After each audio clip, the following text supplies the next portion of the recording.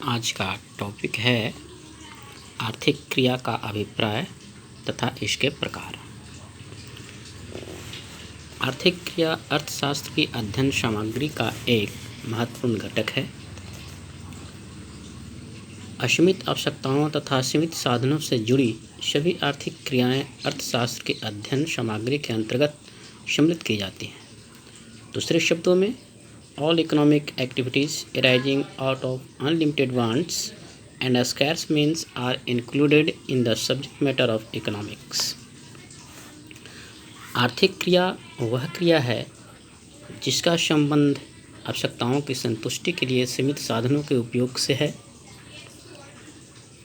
ऐसा कहा जाता है कि सभी आर्थिक क्रियाएं अनिवार्य रूप से आय का सृजन नहीं करती, अर्थात आय का सृजन करने वाली सभी क्रियाएं आर्थिक क्रियाएं हैं, किंतु सभी आर्थिक क्रियाएं आवश्यक रूप से आय सृजित करने वाली क्रियाएं नहीं होती। अब हम आर्थिक क्रियाओं के प्रकार में हम लोग जानेंगे कि आर्थिक क्रिया विभिन्न प्रकार के होते हैं। उपभोग, कंजप्शन, प्रोडक्शन, उत्पादन, एक्सचेंज, विनिमय, इन्वेस्टमेंट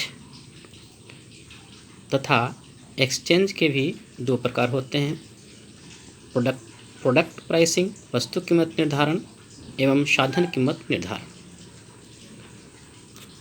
आर्थिक क्रिया के पहला प्रकार में कंजप्शन जो है वो क्या है, इसको जानने के लिए हम लोग कह सकते हैं कि उपभोग वह आर्थिक क्रिया है जिसमें व्यक्तिगत तथा सामूहिक आवश्यकताओं की संतुष्टि के लिए वस्तुओं तथा सेवाओं की उपयोगिता का उपयोग किया जाता है, जैसे भोजन करना, कपड़ा पहनना आदि उपभोग की क्रियाएं।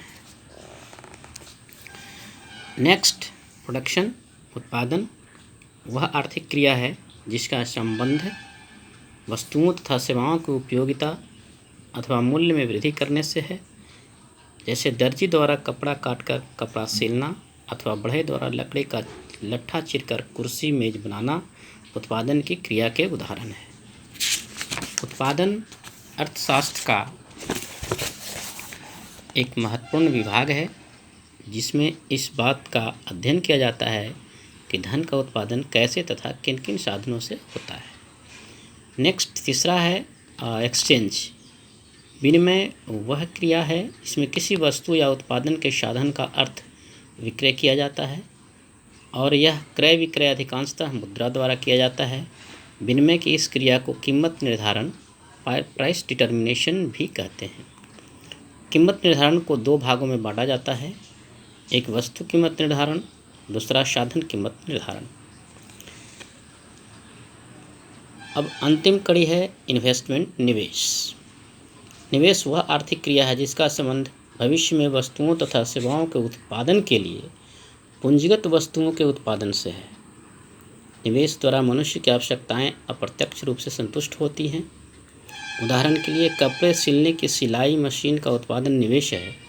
यह कमीजों की सिलाई करके मनुष्य की आवश्यकताओं को अप्रत्यक्ष रूप से संतुष्ट करता है।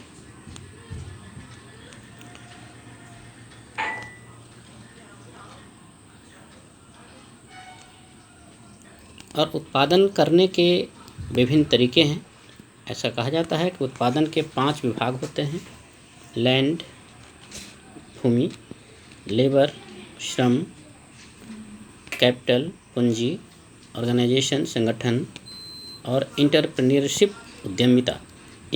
ये पांच फैक्टर्स को मिल जाने पर उत्पादन होता है। इस 5 में से कोई भी एक तत्व यदि अनुपस्थित है तो वो उत्पादन का रूप नहीं लेगा।